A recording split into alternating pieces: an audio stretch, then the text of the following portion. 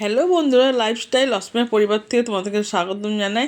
তো আজকে নিয়ে এসেছি দই কাতলা রেসিপি তোমাদের সঙ্গে শেয়ার করব। কাতলা মাছের দই কাতলা দেখতেই পাচ্ছ, দেখতে দুর্দান্ত হয়েছে, খেতেও দুর্দান্ত হচ্ছে, জাস্ট ফাটাফাটি। বন্ধুরা, তো দই কাতলাটা আমি কী করে করলাম সেটা তোমাদের সঙ্গে শেয়ার করে দেখতে থাকো। তার জন্য কাতলা মাছ নিয়ে নিয়েছি। কাতলা মাছটা লবণ হলুদ মাখিয়ে সুন্দর করে মাখিয়ে রেখেছি আগে থাকতে। দিয়ে কড়াইতে তেল দিয়েছি, তেলটা গরম হওয়ার পরে তেল দিলাম, তেলের মধ্যে একটু লবণ দিলাম যেন মাছটা না লেগে যায়। দিয়ে মাছটা এক এক করে দিয়ে দিলাম, কাতলা মাছটা দিয়ে দিলাম। আর কাতলা মাছটা একদম টাটকা, দেখতে পাচ্ছ। এপিট উপিট করে ভালো করে লাল লাল করে ভেজে নিলাম। কড়া করে একটু ভাজছি কেন, দইয়ের মধ্যে লাল লাল করে যদি কড়া করে ভেজে দিই, কাতলা মাছ দেখতেও সুন্দর লাগবে, খেতেও টেস্টি লাগবে। তো যাই হোক বন্ধুরা, রান্নাটা কীভাবে করছি সেটা তোমরা দেখতে থাকো। এই যে মাছ ভাজা কমপ্লিট হয়ে গেল, এদিকে আমি তেলে পুড়ে দেব হচ্ছে জিরা, তারপরে শুকনো লঙ্কা। তেল দিচ্ছি, অল্প তেলেই রান্না হবে দই কাতলাটা, বেশি তেল দেবো না। জিরা, শুকনো লঙ্কা, জয়িত্রী, তেজপাতা আর হচ্ছে দারচিনি, এলাচ দিয়ে ভালো করে বেশ গরম হয়ে গেল। দিয়ে সেন্ট বেরাচ্ছিলো, তখনই আমি পেঁয়াজটা দিয়ে দিলাম। পেঁয়াজটা বেশ বাদামি কালার ভাজা ভাজা হয়ে যাবে, তখন আমি দিয়ে দেবো হচ্ছে পেঁয়াজ বাটা।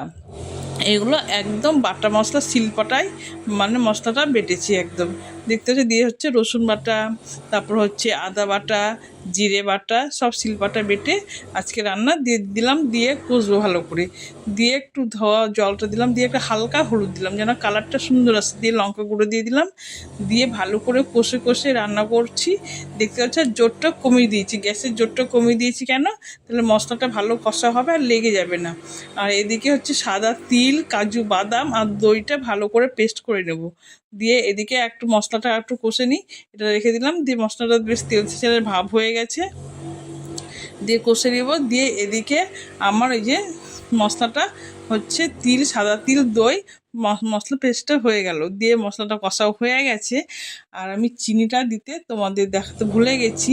যাই হোক, চিনি তো অবশ্যই দেবে, কেন টক দই দিয়েছি। চিনিটা না দিলে মানে বেশ অ্যাডজাস্ট হবে না, খেতে ভালো লাগবে না। চিনিটা অবশ্যই দেবে, তাহলে গ্রেভিটা মিষ্টি মিষ্টি হবে। দিয়ে দিলাম বাদামি কালার ভাজা হয়ে গেল, দিয়ে দিলাম একটু জলটা দিয়ে একটু না ফুটতেই মানে আমি মাছটা দিয়ে দেবো, কাতলা মাছটা দিয়ে দেবো। যেহেতু মশলাটা খুব কষা ভালো হয়েছে, এত সুন্দর কষাকে তেল ছাড়া ছাড়া ভাব হয়ে গেছে, দেখতেই পাচ্ছ মশলাটা।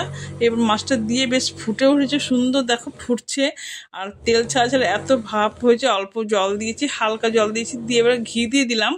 আর চিনিটা কিন্তু তুমি অবশ্যই দেবে, কেন টক দই দিয়েছো, চিনিটা অবশ্যই দেবে, তাহলে গ্রেভিটা খেতে সুন্দর লাগবে। আমি চিনিটা দেখাতে ভুলে গেছি, যাই হোক তোমাদের আমি চিনিটা তুলতে ভুলে গেছি। এদিকে তাহলে দেখা একদম কমপ্লিট মাছের রেসিপিটা। এই যে একদম ফুটে গেছে, একদম গেবি গেবি ভাব, একটু মাখো মাখো ভাব না হলে ভালো না, জাস্ট জমে না। একটু মাখো মাখো ভাত, মানে গরম গরম ভাত দিয়ে মাখো মাখো মানে দই কাতলা দিয়ে ভাতটা খাবো, জাস্ট জমে যাবে বন্ধুরা। দেখতেই পাচ্ছ খুবই সুন্দর হয়েছে। তো আমার রেসিপি তোমাদের কেমন লাগলো অবশ্যই কমেন্টে জানাবে। ভালো লাগলে লাইক, শেয়ার, কমেন্ট করবে। আর নতুন বন্ধু হয়ে থাকলে আমার চ্যানেলটা অবশ্যই সাবস্ক্রাইব করবে। তো বন্ধু, তোমার ভালো থাকে, সুস্থ থাকো, আমিও থাকি। টাটা বন্ধুরা।